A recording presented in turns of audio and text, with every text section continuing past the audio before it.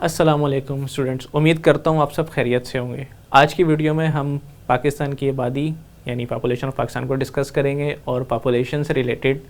चीज़ों को देखेंगे। सबसे पहले हम अगर पाकिस्तान की मौजूदा आबादी की बात करें तो इस वक्त पाकिस्तान की आबादी तकरीबन 23 करोड़ से 24 करोड़ के दरमियान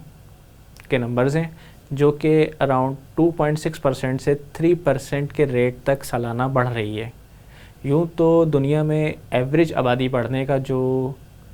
रेट है वो ग्रोथ रेट तकरीबन 1.5% है, एशिया की तकरीबन 2% है। इस लिहाज से हम दुनिया में आबादी बढ़ने के एतबार से तेज़ तरीन राह पे हमवार हैं। आबादी बढ़ने के जहाँ कुछ फ़ायदे हैं वहाँ बहुत से नुकसानात भी हैं, जैसे कि सबसे पहले आबादी की वजह से शहरों के मामूलात को मैनेज करना, जो बड़ी ख़ासकर जो पाकिस्तान के 12 बड़े शहर हैं, मेट्रोपॉलिटन सिटीज़ हैं, उनकी ज़रूरियात को पूरा करना, उनकी रख रखाव मेंटेनेंस को मेंटेन करना, ये आहिस्ता आहिस्ता मुश्किल होता जा रहा है। फिर इसी लिहाज से पाकिस्तान में फ़ूड सिक्योरिटी के मसाइल भी जन्म ले रहे हैं,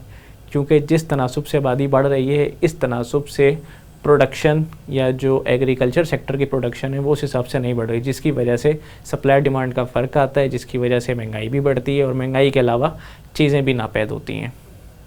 अगर हम सरसरी नज़र डालें पाकिस्तान की पॉपुलेशन साइज़ पर स्क्वायर किलोमीटर के हिसाब से, तो सबसे ज़्यादा डेंसली पॉपुलेटेड एरिया सूबे के हिसाब से पंजाब, उसके बाद सिंध, फिर खैबर पख्तूनख्वा और सबसे आखिर में बलूचिस्तान का एरिया है। ताहम अगर शहरों के हवाले से बात की जाए तो कराची पाकिस्तान का हाईली डेंसली पॉपुलेटेड एरिया है, इसके बाद लाहौर, फिर पेशावर, मुल्तान और बाकी शहरों के नाम हैं। डियर स्टूडेंट्स, यहाँ मैं आपके एक ज़रूरी बात गोशगुजार करता चलूँ कि आबादी के तनासुब को जांचने के लिए हुकूमतें मुख्तलिफ़ दौरानिए में सेंसस या जिसे मरदमशुमारी कहते हैं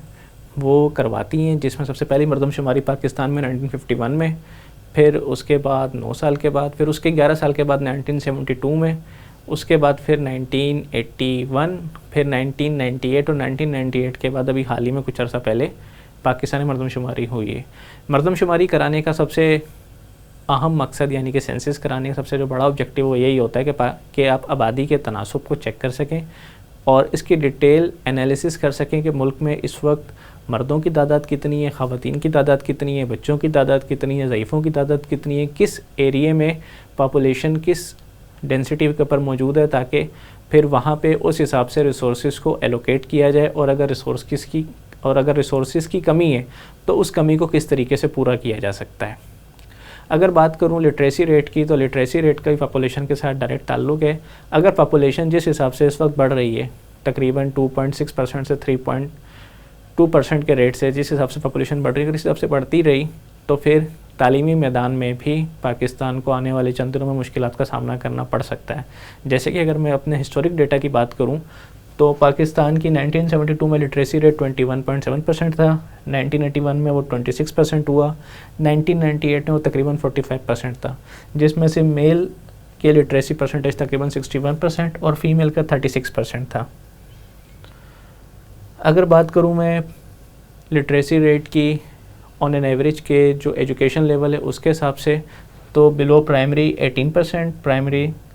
तकरीबन जो है वो पॉपुलेशन का 3014, सेकेंडरी का 20.89%, हायर सेकेंडरी का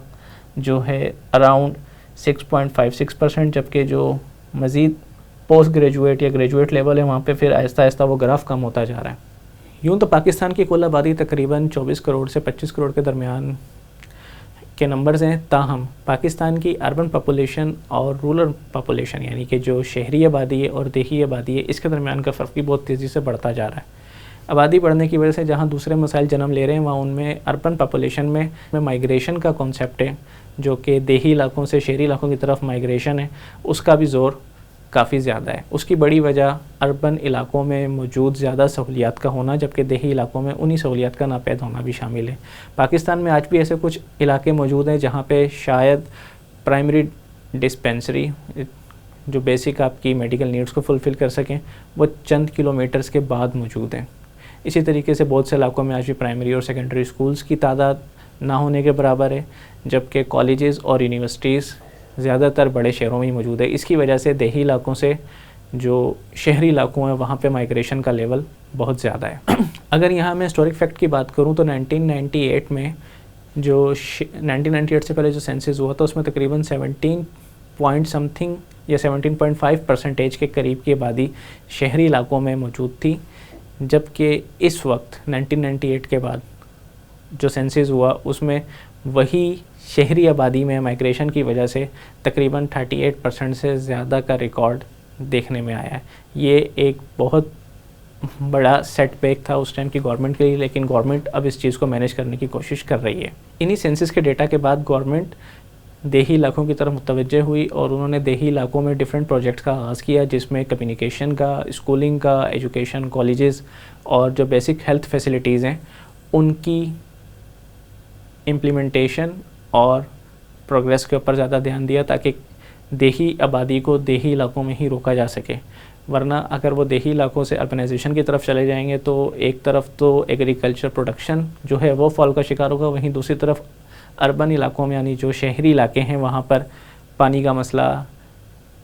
گھروں کا مسئلہ، اسکولز کا مسئلہ وہ بھی پہلے سے کئی قدر بڑھ جائے گا۔ جیسا کہ میں پہلے عرض کر چکا ہوں آپ سے کہ پاپولیشن کا اور ملک کی ترقی کا آپس میں ڈائریکٹ تعلق ہے۔ وہ تمام ممالک جن کی پاپولیشن کا گروتھ زیادہ اور پروڈکشن کم رہی ہے، یعنی جو اکنامک پروڈکشن ہے وہ کم رہی ہے، وہ ملک دوسرے ملکوں کے مرہون منت ہوتے گئے۔ تاہم وہ ممالک جنہوں نے اپنی پروڈکشن اور اپنی پاپولیشن ان دونوں کو بیلنس لے کے چلے، وہ آج دنیا پر حکومت کر رہے ہیں۔ پاکستان بھی جن مسائل سے دو چار ہے اس میں ایک بہت بڑی وجہ پاپولیشن اور ملک کی جو انڈسٹریل اور ایگریکلچر پروڈکشن ہے اس کا آپس میں بیلنس نہ ہونا ہے۔ تاہم اس حوالے سے گورنمنٹ نے کچھ اہم اسٹیپس اٹھائے ہیں، جن میں سب سے پہلے تو ان علاقوں میں کاشتکاری کی سہولیات فراہم کرنا اور ناقابل کاشت اراضی کو قابل کاشت اراضی میں تبدیل کرنے کی مہم اور پروجیکٹس کا جو ہے ایک تسلسل بھی اس سلسلے کی کڑی ہے، جسے ہم تھل ایگریکلچر پروجیکٹ کے نام سے بھی جانتے ہیں۔ وہ بھی ایک پروجیکٹ ہے کہ جس میں ریگستانی علاقے کو قابل کاشت بنانے کے لیے گورنمنٹ پروجیکٹ شروع کر چکی ہے۔ وہیں پر جو دیہی علاقے ہیں وہاں پہ بیسک اور ایڈوانس ہیلتھ فیسلٹیز کا قیام، بہتر اسکولنگ اور پولیسنگ بھی اس عمل کی ایک کڑی ہے۔ جیسا کہ میں نے ویڈیو کے آغاز میں آپ لوگوں کو بتایا تھا، اگر میں لنگوسٹک یعنی زبان کی بنیاد پر پاکستان کی آبادی کو بیان کروں تو پاکستان کی سب سے زیادہ آبادی جو ہے وہ پنجاب میں ہے، پنجاب کے بعد سندھ، پھر خیبر پختونخوا اور بلوچستان۔ سندھ میں تقریباً 60% سے زیادہ کی آبادی جو ہے وہ سندھی بولتی ہے، جبکہ باقی کی آبادی میں دوسری لینگویج کے ساتھ اردو نمایاں ہے، جبکہ